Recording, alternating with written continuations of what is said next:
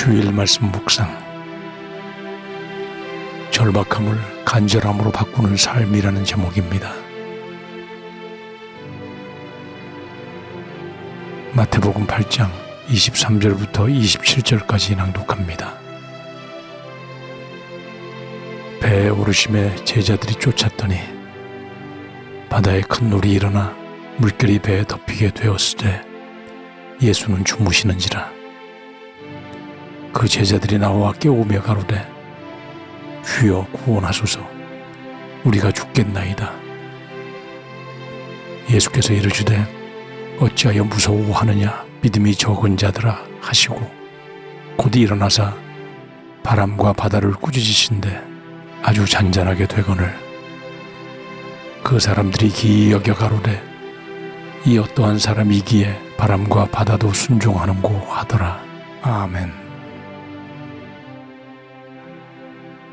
예수님이 제자들과 함께 갈릴리 호수 건너편으로 배를 타고 가실 때 큰 풍랑이 일어 물결이 배를 덮일 정도가 되었습니다. 제자들은 절박한 심정이 되어 무서워하며 주무시는 예수님을 깨우며 구원하소서, 우리가 죽겠습니다 라고 고합니다. 일어나신 예수님은 두 대상을 꾸짖으십니다. 첫째는 절박하여 무서워하는 제자들에게 어찌하여 무서워하느냐, 믿음이 적은 자들아 라고 꾸짖으십니다. 둘째는 창조주의 아들을 알지 못하고 파도를 일으키는 바람과 바다를 꾸짖으십니다.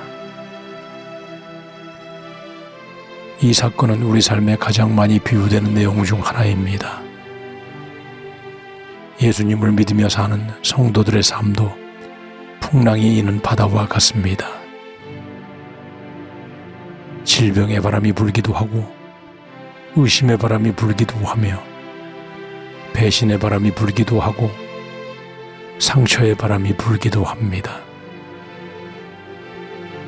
물질로 인한 좌절의 바람이 불기도 하고 악한 영들에 의한 음란과 퇴폐의 유혹의 바람이 불기도 하며 스스로 벗어날 수 없는 무서운 중독의 바람이 불기도 합니다. 이때 사람들은 모두 절박한 심령이 됩니다. 절박하다는 것은 사전적 의미로 어떤 일이나 때가 가까이 닥쳐서 몹시 급하다는 뜻입니다. 이 세상 환경은 끊임없이 우리를 절박하게 만들어 어찌할 바를 모르고 몹시 급하고 서두르게 만듭니다. 악한 세력들은 야생의 이리들처럼 이 때를 노리어 약한 자를 붙잡는 것입니다. 성도들에게도 이렇게 될 때가 바로 믿음의 끈이 끊어지게 되는 때인 것입니다. 그러므로 예수님은 절박해하는 제자들에게 왜 무서워하느냐, 믿음이 적은 자들아 라고 꾸짖으시는 것입니다. 이는 제자들에게 영향을 미치고 있는 두려움의 세력을 꾸짖는 것입니다. 그리고 믿음으로 돌아오도록 깨우쳐 주시는 것입니다. 성도들의 삶은 절박함을 간절함으로 바꾸는 삶입니다. 간절함이란 사전적 의미로 정성스럽고 지극하다는 뜻입니다. 어떤 절박하게 보이는 상황이 일어날 때 오히려 상황에 초점을 맞추는 것이 아니라 문제의 해결자이신 예수님께 초점을 맞추며 그분을 더 정성스럽고 지극하게 찾고 의지하는 것이 성도들의 간절함인 것입니다. 귀신 들린 딸을 가진 수로보니게 여인도, 간질병을 가진 아들의 아버지도, 시각장애인 바디메오도 모두 환경의 절박함을 예수님을 찾는 간절함으로 바꾼 사람들이었던 것입니다.